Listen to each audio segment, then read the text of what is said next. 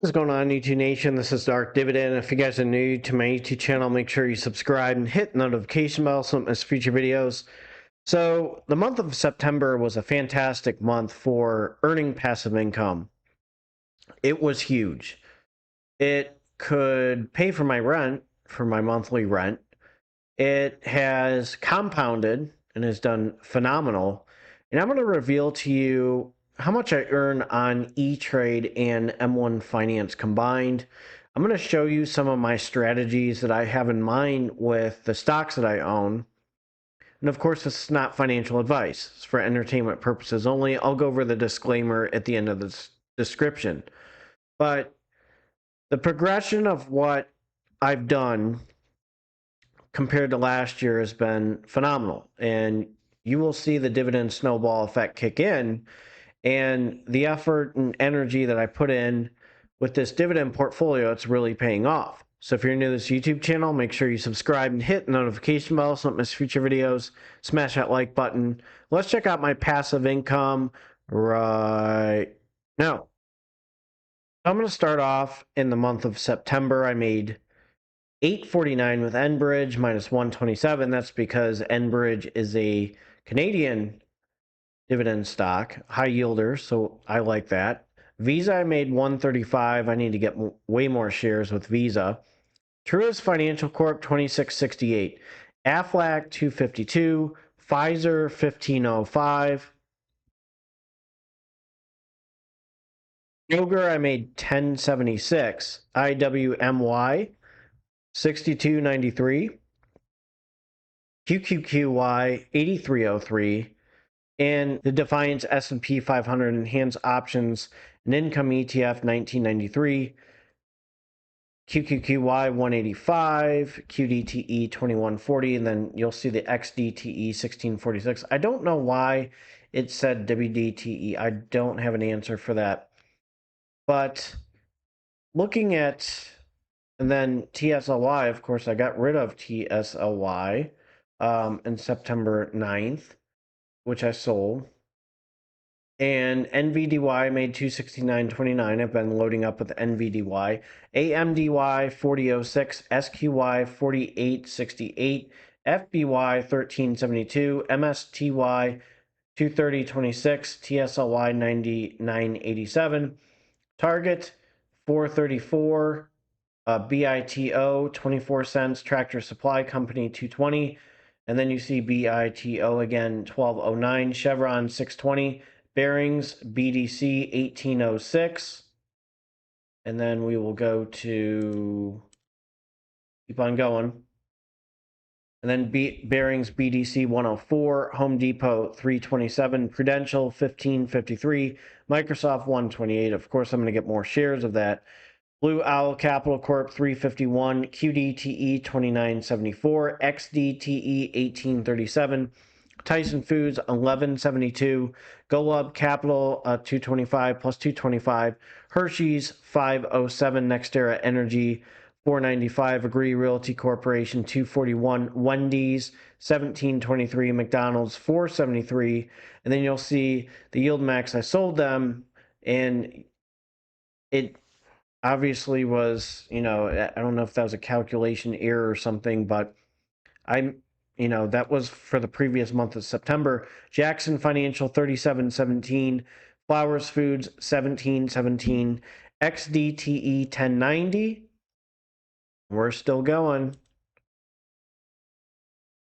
TSLX 337, QDTE 1304, United Health Group 310, Suncor Energy 108 minus 16 cents, Fidus Investment Corp 715 plus 2198, Saratoga Investment Corp 3218, YMAG, yes, I added them,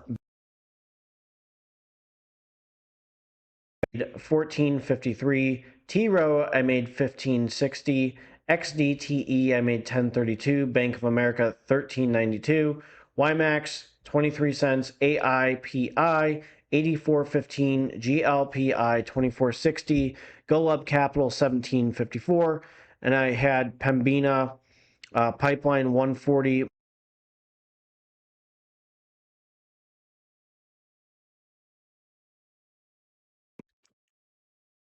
and then RDTE 28 cents, Ares Capital Corporation 43.42, Prologis 411, Broadcom 734, CSWC Capital Southwest Corporation 39.58 plus 409, Digital Realty Trust 432, Pepsi 14.62, BlackRock TC Capital Corp 1021, Fidelity Group of Fidelity National Financial 569, National Storage Affiliates 2760, Simon Capital or Simon Property Group 2828, TC PC Black Corp 306, Next Point Residential, I sold them actually 348. I'll tell you why. TSLX 6th Street Specialty Lending 2581, and then the start.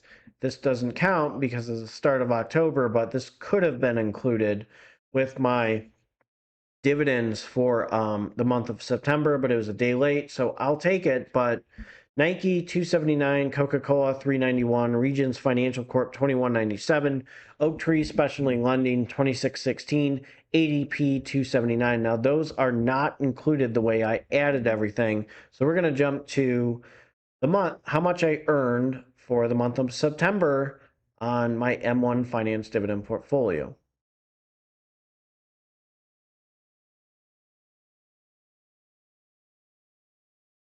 So for the month of September,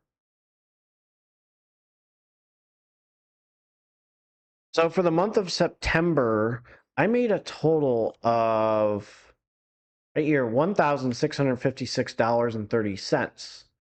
So again, I sold some shares of some of the ETFs with the Yieldmax. Will I be rebuying? Possibly, but I need to find a way to fund these ETFs while I'm making payments for them. So I'm going to probably start at NVDY and then do MSTY, TSLY, SQY. That way, the money that I earn on E-Trade can go to M1 Finance and fund these ETFs or load up on the other ETFs. So I have a lot of things in mind with building a monthly passive income strategy, and then the quarterly dividend growth passive income strategy with that.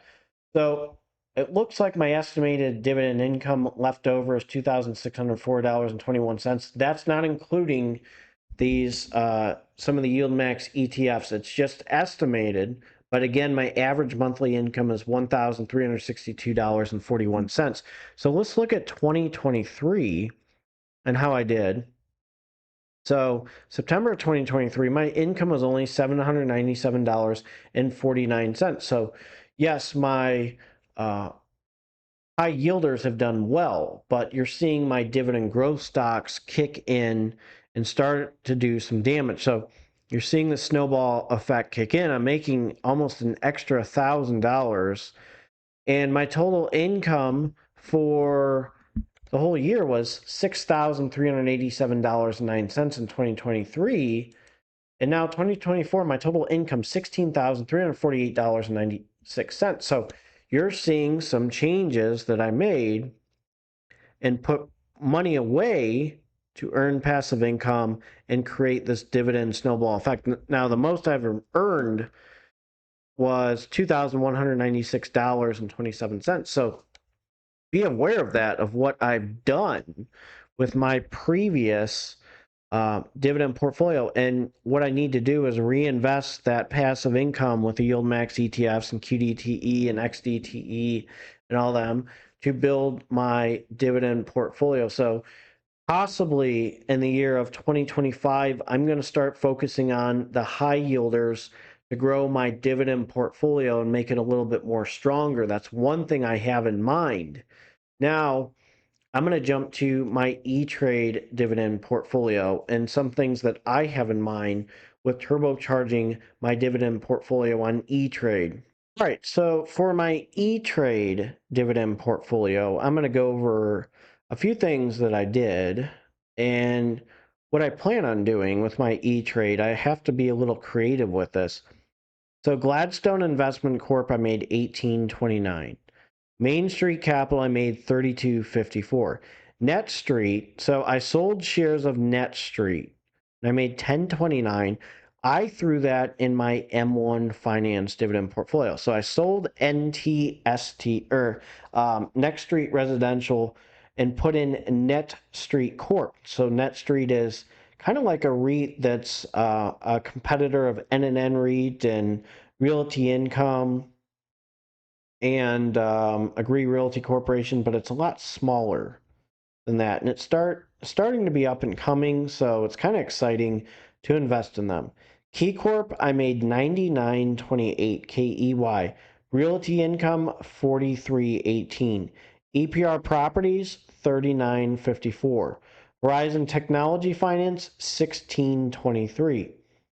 Main Street Capital Corp, again, it looks like a special dividend. I made 40.04. Now, I didn't include Gladstone Investment Corp on 10.01, but that was 18.40. So slowly you're starting to see the dividend snowball effect kick in with Gladstone Investment Corp. So for my E-Trade dividend portfolio, I made a total of $299.39, which makes my total of dividends $1,955.69.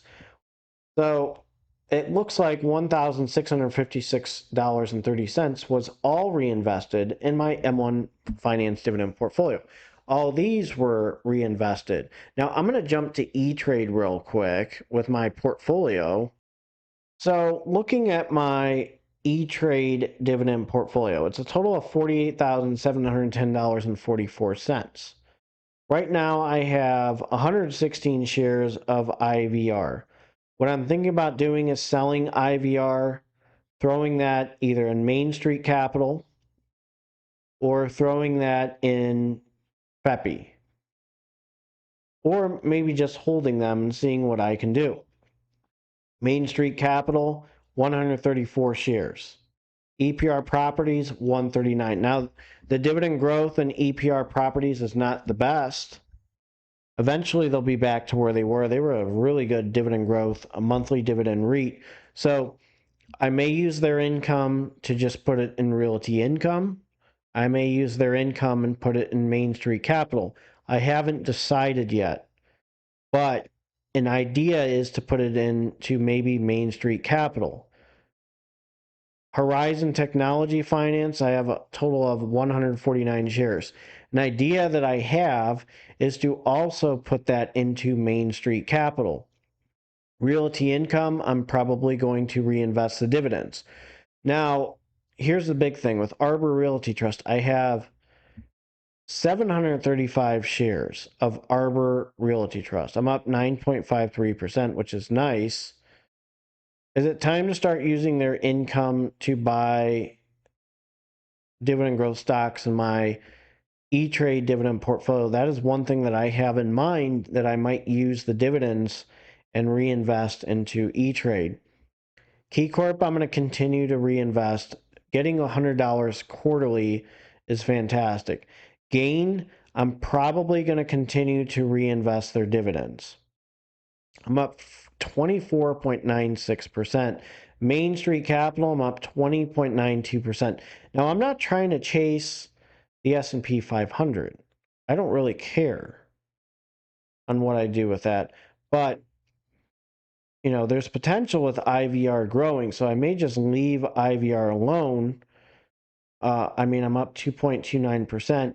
I may just throw IVR, again, it's into FEPI, okay, to use that monthly passive income into my dividend portfolio. So still have some things in mind, but I'm very excited to add NetStreet. NTST is the symbol. I'm very excited to, another thing is I'm considering adding shares of the Yieldmax on here, then using that passive income for the Yieldmax to build up other shares on other positions with my section that I have with QDTE, RDTE, XDTE. So there's a lot of things I have in mind. I'm going to definitely need to start funding NVDY. I think there's a lot of potential with NVDY. I may consider getting shares on here, throwing in that income each month into NVDY on M1 Finance. So if you're new to this YouTube channel, make sure you subscribe and hit the notification bell so you don't miss future videos.